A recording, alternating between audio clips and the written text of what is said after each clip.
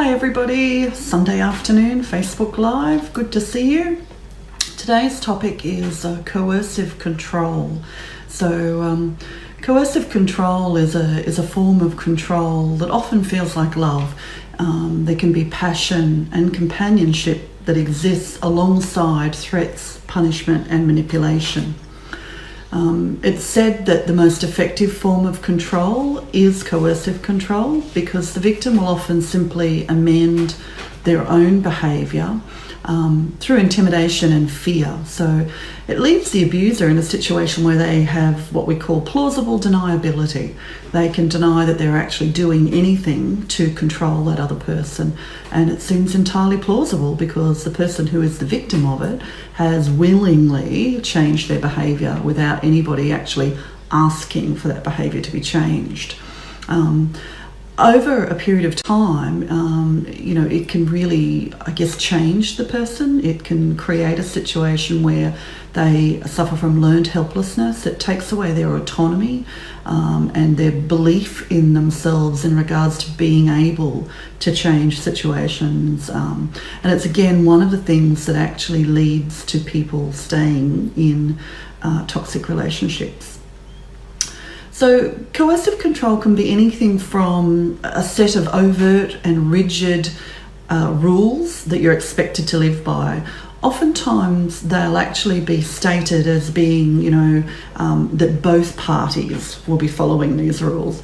But the reality is that they tend to be applied unequally, so more to one person than to the other. So that's sort of that overt and rigid sort of set of rules, but that can also go all the way through to like an unspoken expectation that might have sort of unwritten consequences. So emotional fallout, for instance, like silence or the cold shoulder or anger. But again, they may not actually be overt and upfront about why they're angry or why they don't want to talk. It's more just a case of like an emotional punishment for something. So coercive control often begins with promises extracted from one person, family comes first, or we must always put each other first in the relationship. Or even emotionally loaded and manipulative statements like, we only have each other. So the thing about coercive control is it often relies on emotional manipulation. And again, that other person going along voluntarily because their emotions are being tugged at, if you like, fear, obligation and guilt being the three big ones, or fog as we call it. Coercive control is often really subtle. It's not always an overt way of controlling someone. It's insidious and it's often, ongoing over a long period of time in a relationship, and it destroys the free will of that person and their personal autonomy over a period of time. So they may start by pushing back against that coercive control, but they quickly learn that the consequences aren't worth it, and so they'll actually then start to amend their own behaviour because they don't want to have the silent treatment or the emotional fallout that will happen in the hours and days afterwards. One of the things that we do see are little tests of loyalty. So, the person who's doing the coercive control will make that other person choose between, whatever it is they had planned. They'll suddenly have some urgent needs that other partner has to attend to, whether that be work, or family or some other planned activity. That other partner will have this urgent need that needs to take priority. And if you've already extracted this promise of we always put each other first, then you can see how that can become quite a controlling behaviour when this person suddenly has some kind of urgent or dramatic, need for you to be with them. Coercive control is often seen in the area of sex. The partner may seem to take no for an answer. So say, for instance, a couple, are having sex, one person approaches the other to have sex and they get turned down. Now, in most healthy relationships, that's okay. That would be understood. But this person will seem to take no for an answer at the time. possibly, and either sulk in the aftermath, maybe not even till the day after, or the next day they might start to query things like, why am I no longer desirable to you? Are you having an affair? Is that why you don't want to have sex with me? And then accusations will often come after that. And what will often happen is it will result in that person deciding it's just easier to give in and have sex because, the other person is seemingly insecure after being told no, or, this constant questioning around, you must be having an affair, are you having an affair? So that's one of the more common ways that we would actually see coercive control used. But there are literally hundreds and hundreds of others. And, they're as unique as the two people in the relationship. So one thing that I will say about it is if coercive control works once, they'll often revisit that tactic or technique multiple times, either in different situations or applying it in the same situation again and again. I'm just going to give you some other examples of the types of things that we've seen in coercive control. And just remember, if one tactic doesn't work, they'll often move on to another tactic. So they'll keep trying until they find one that works, okay?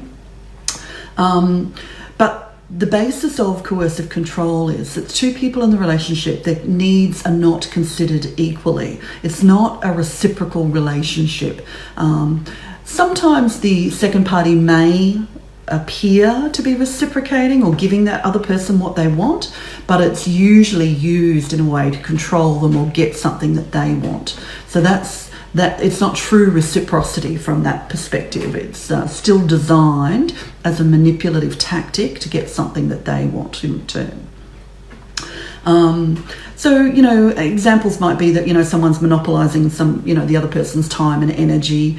They might make all the rules or the big decisions in the relationship. So the power dynamic is very one-sided.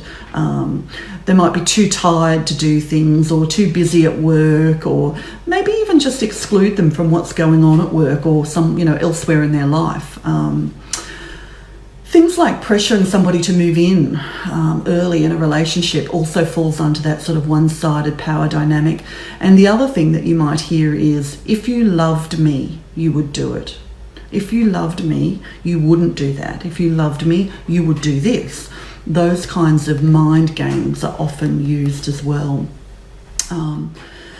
Another thing that they often do is they'll cut off time and attention, care. So it's almost like they've got a switch where they can just switch off their ability to care for this person. And again, it's about making that other person feel lost, unloved, uncomfortable. So, it's an emotional type of blackmail. So manipulative moodiness also falls under that heading as well. And that withdrawing of, care. These people can often be charming in public, but quite abusive and controlling in private. So that double persona is something that you'll see. Another thing that might happen is, they block you from communication. So, they say something and you want to go back and clarify, and they go, no, I don't want to discuss it. And they shut down the ability to interact and clarify or have conversation. And they'll say something along the lines of, I've got the right to not have to discuss this. I don't have to justify myself on this. It's really quite controlling because it's not a two-way dialogue. Again, one person holding the bulk of the power in that interaction is what to look out for.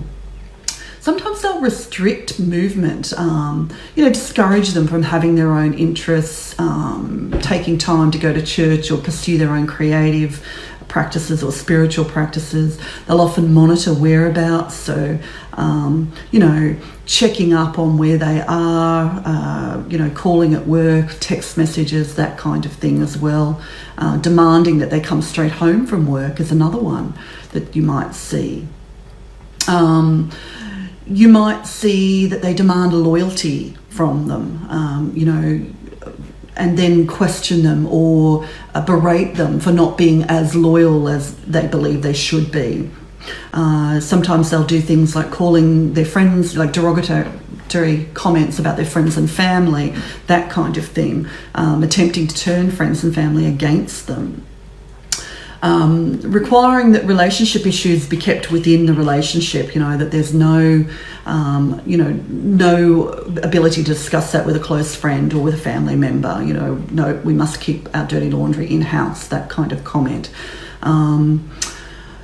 Maybe they'll drop them to or from work even, so that they can monitor that they're actually at work. They'll often be very overprotective and seemingly caring. Again, this is where they use that guise of being caring.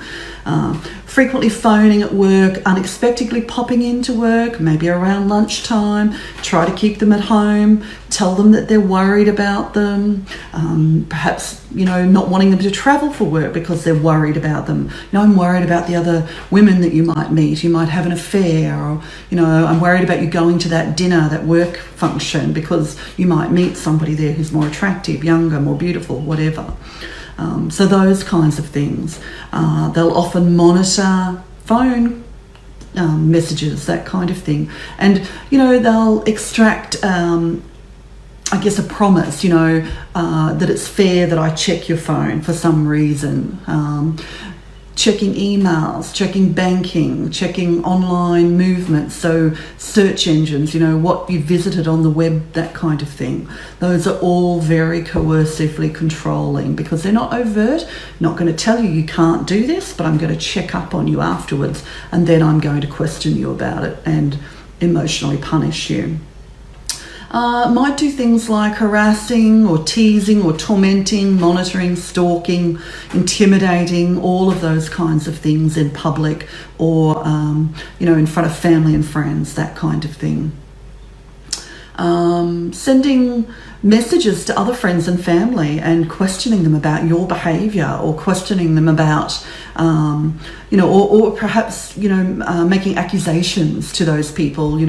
I think he's having an affair. Do you know anything? Those kinds of things as well. So those are some of the coercive types of things. Cyberbullying is a big one, monitoring passwords, insisting that you have passwords to all of their cyber activity, tampering with emails, checking sent and deleted folders, checking, as I said, phones and things, telling them who they're allowed to be friends with on social media, or even acting jealous. Maybe they don't overtly say you can't be friends with this person, but what they might do is then, again, the emotional fallout is so great. Remember, coercive control is often not overt. It's often more along the lines of the emotional manipulation afterwards, So the fallout is so great that you amend your own behaviour. And that is the most powerful kind of control of all, because you've amended your own behaviour and the other person gets to pretend like, I don't know what you're talking about. I didn't have a problem. I didn't ask you to do that. There's all sorts of things like, lots of unwelcome text messages and phone calls and voice messages, they kind of fall under stalking behaviours. Another thing, we call it doxing. You may never have heard of this, but this is trawling the internet to locate every type of personal information around that person. Whether there be media articles or personal contact details or geographical locations, that kind of thing. So you're following and you're monitoring their online movements. Signing into someone's social media accounts, chat forums and other social network sites to check up on them.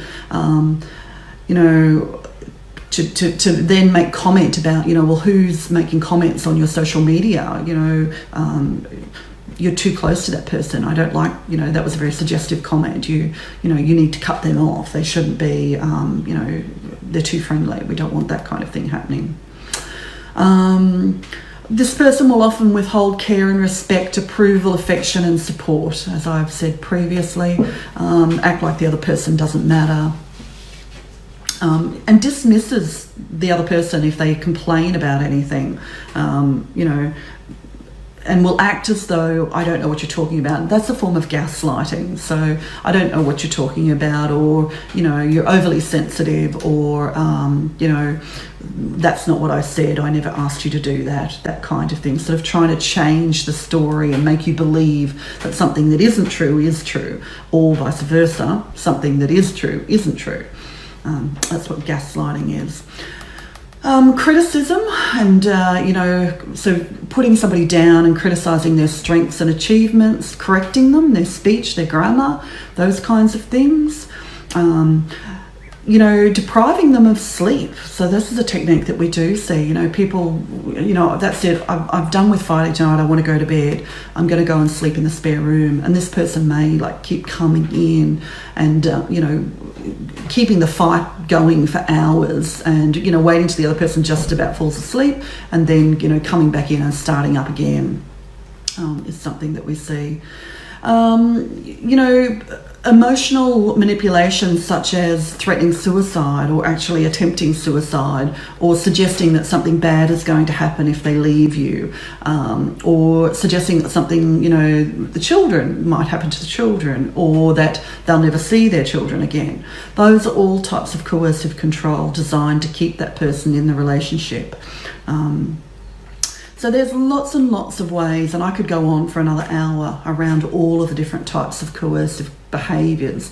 There are literally thousands and thousands of them, and as I said, they are as unique as the two individuals in the relationship. So, you know, you have to get practiced at understanding, you know, what's the outcome that this person's hoping for. Are they telling me this information simply to share where they're at, or are they telling me this information in order to control what I'm doing, thinking, behaving, feeling? There's a great book that I'm going to show you. It's called Invisible Chains, and it's by Lisa Aronson Fontes, PhD. This book is a great book for overcoming coercive control in your intimate relationship.